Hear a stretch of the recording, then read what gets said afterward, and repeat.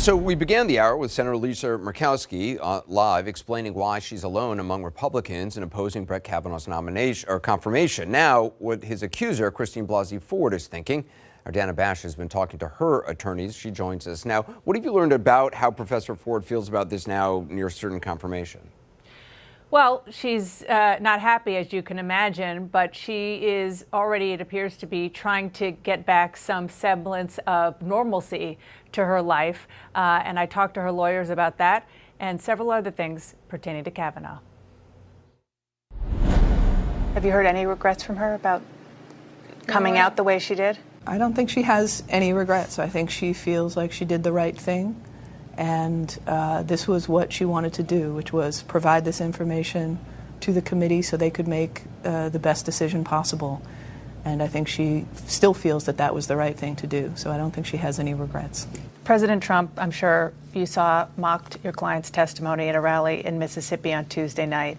The crowd, who are obviously big Trump supporters, applauded. Did you speak to Professor Ford? Did she see that? And what was her reaction? She did. She was upset by it. It was very hurtful, as it would be to any woman, any survivor, who had the courage to come forward, only to be mocked and belittled by anyone, really, but certainly by the President of the United States. It was very upsetting. It was very hurtful. So one of the things that has gotten Republicans really enraged is the fact that during her testimony, Professor Ford told the committee that she wasn't clear that there was an offer to you, her legal team, from the committee to have the committee fly out to California and have a private conversation with her, interview with her, as opposed to flying her for a public hearing. Is that true? No. We, as her counsel, informed her of all options made available to us by the committee. We showed her all of the correspondence. And what they were offering was to send staffers to California to interview her. Dr. Ford wanted to speak to the committee members themselves. And I think what you saw in the hearing was that Dr. Ford got a little confused and thought that Senator Grassley was suggesting that he himself would have come to California, which was not what he had offered at all. The allegation that they're making very blatantly is that she has lawyers, you two, who are Democrats, who wanted to have a public spectacle. Dana, that is such a ludicrous accusation. We've been listening to it, and we have not wanted to respond to it because it's such a distraction and deflection. Our client was advised of every single option given to her by the committee.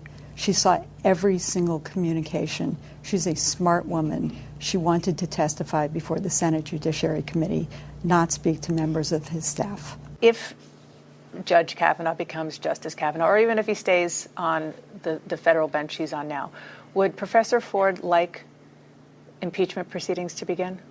Professor Ford has not asked for anything of the sort. What she did was to come forward and testify before the Senate Judiciary Committee and agree to cooperate with any investigation by the FBI. And that's what she sought to do here. So no, she's not going there on impeachment? No. She does not want him to be impeached? No. It is interesting to her. I mean, you sort of had to kind of pin her down on it, but that Ford said she would not want Kavanaugh to be impeached. So what they're trying to get across is that she didn't come at this from the point of view of a Democrat or, frankly, of somebody who was out to get Brett Kavanaugh. That was, I think, what they were trying to explain by answering it that bluntly and saying she wouldn't want him to be impeached. She just wanted to do her civic duty, which is what she said. They repeated it again today, and make sure the senators knew that this is something that she says she experienced with Brett Kavanaugh and have that be a factor into their decision on whether he should be on the Supreme Court. Also, the fact that she was mocked by President Trump just days ago, did you get any impression she wants to engage with him or his supporters, or does she just want to go back to her former life?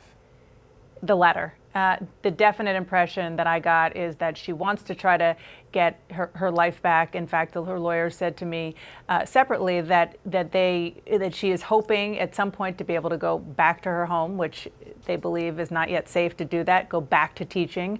She, of course, is a professor, go back to her regular life with her kids and not engage on a political level. Obviously, she could very easily be a political icon and she could lead a charge, and that very much does not seem like what she wants to do. She appears to want to maybe take at least in the short term after the Clarence Thomas situation, the road of Anita Hill and just kind of lay low.